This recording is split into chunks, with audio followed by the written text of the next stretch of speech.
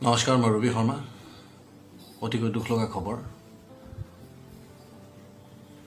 এজন এক্টৰ, এজন শিল্পী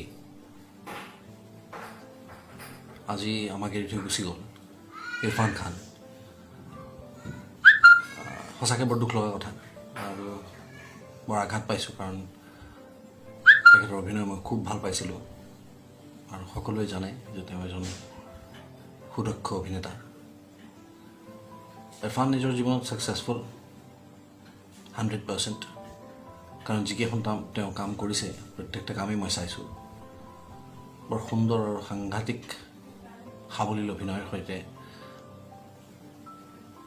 আই অনেষ্টলি ফিল যে তেওঁ এজন সাংঘাতিক ছাকচেছফুল অভিনেতা।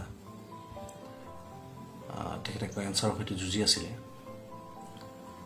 আজি তেখেতে আমাক এৰি থৈ গুচি গ'ল। সাংঘাতিক দুখ পালোঁ, বৰ বেয়া লাগিল। আজি ইয়াৰ মাধ্যমেৰে মই তেওঁৰ আত্মাৰ সদ্গতিৰ বাবে প্ৰাৰ্থনা কৰিছোঁ আৰু অনুৰোধ জনাইছোঁ প্ৰত্যেকজন অসমবাসীয়ে তেওঁৰ বাবে যেন প্ৰাৰ্থনা কৰে। তেওঁৰ ঘৰৰ মানুহ যাতে এইখিনি সময়ত ষ্টেডি হৈ থাকিব পাৰে, ধৈৰ্য দিয়ে ঈশ্বৰে তেওঁলোকক প্ৰদান কৰক, তাৰেই প্ৰাৰ্থনা কৰিছোঁ।